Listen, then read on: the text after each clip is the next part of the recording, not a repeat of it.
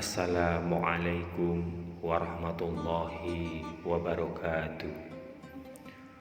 Allahumma sholli ala Sayyidina Muhammad wa ala ali Sayyidina Muhammad. Setelah selesai merapikan barisan, beliau mengeluarkan instruksi kepada pasukannya agar tidak memulai peperangan sebelum menerima perintah terakhir dari beliau.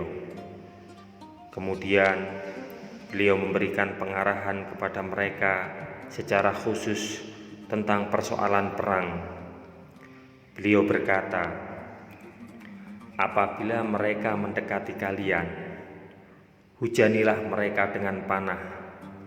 Janganlah kalian menghunuskan pedang sebelum mereka mendatangi kalian.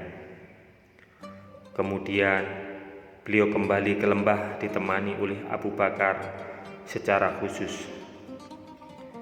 Sa'ad bin Mu'adz pun dengan kelompoknya melakukan pengawalan di pintu kemah beliau. Adapun kaum musyrikin pada hari itu, Abu Jahal meminta keputusan.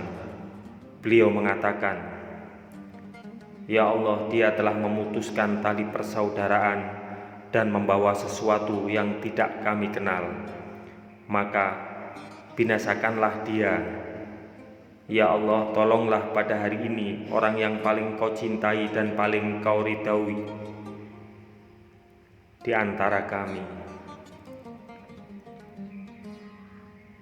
Tentang hal ini Allah berfirman, "Jika kamu orang-orang musyrikin mencari keputusan, maka telah datang keputusan kepadamu. Dan jika kamu berhenti, maka itulah yang lebih baik bagimu. Dan jika kamu kembali, niscaya kami kembali pula. Dan angkatan perangmu sekali-kali tidak akan dapat menolak dari kamu sesuatu bahaya pun, biarpun dia banyak, dan sesungguhnya Allah beserta orang-orang yang beriman." Surah Al-Anfal. Awal pemicu pertempuran adalah Al-Aswad bin Abdul As'ad Al-Mahzumi, orang yang berperangai buruk, keluar dengan mengatakan, "Aku berjanji kepada Allah, aku harus minum dari tempat penampungan air mereka, atau aku harus menghancurkannya, dan aku harus mati karenanya." Ketika ia keluar dihadapi oleh Hamzah bin Abdul Muthalib radhiyallahu anhu. Setelah bertemu, Hamzah segera menyabetkan pedangnya pada kaki Al-Aswad, yaitu pada pertengahan betisnya ketika ia berada di depan penampungan air. Al-Aswad pun jatuh dan kakinya mengucurkan darah. Kemudian berangkat menuju penampungan air sambil memasukinya karena ingin memenuhi sumpahnya. Tetapi Hamzah mengulangi pukulannya pada bagian yang lain ketika ia berada di dalam penampungan air. Terbunuhnya Al-Aswad merupakan pembunuhan pertama yang menyulut api pertempuran. Setelah itu, 3 orang dari pasukan Quraisy tampil ke depan semuanya dari satu keluarga, yaitu Utsbah bin Saibah,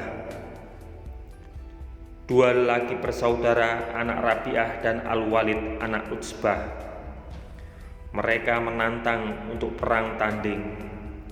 Maka untuk menghadapi mereka tampillah 3 pemuda Ansor, yaitu Auf dan Muawidz, 2 lelaki bersaudara, anak Al-Haris dan ibunya bernama Afra dan Abdullah bin Rawahah.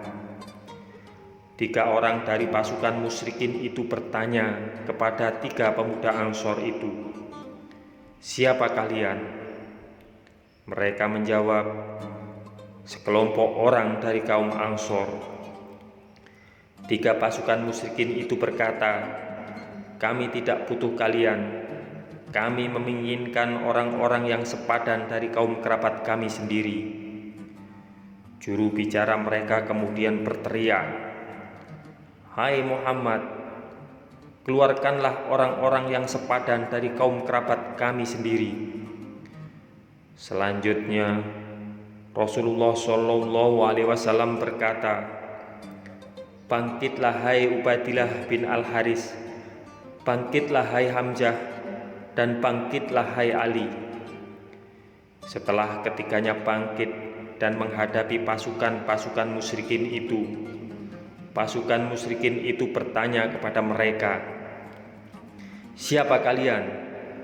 Setelah dijawab, mereka mengatakan, "Kalian orang-orang yang sepadan dengan kami." Ubaidillah, orang yang tertua di antara mereka, tampil berperang tanding dengan Utsbah bin Rabi'ah. Hamzah melawan Saibah dan Ali melawan Al-Walid. Hamzah dan Ali tidak menemui kesulitan untuk membunuh lawannya. Utsbah dan kawannya masing-masing berhasil melukai lawannya, kemudian Ali dan Hamzah menyerang Utsbah dan berhasil membunuhnya, lalu mengangkut Ubaidah yang terputus kakinya.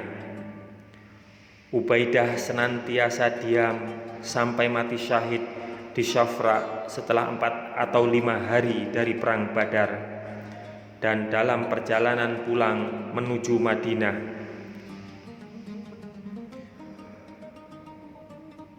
Ali berkata, Allah berfirman, "Inilah dua golongan, golongan mukmin dan golongan kafir yang bertengkar. Mereka saling bertengkar mengenai Tuhan mereka. Maka orang kafir akan dibuatkan untuk mereka pakaian-pakaian dari api neraka, disiramkan air yang sedang mendidih di atas kepala mereka." Surah Al-Hajj. Semoga kisah ini bermanfaat untuk kita semua. Wassalamualaikum warahmatullahi wabarakatuh. Mudah-mudahan kelak kita akan mendapatkan syafaat dari Nabi besar Muhammad Sallallahu Alaihi Wasallam. Amin, amin, amin ya Rabbal Alamin.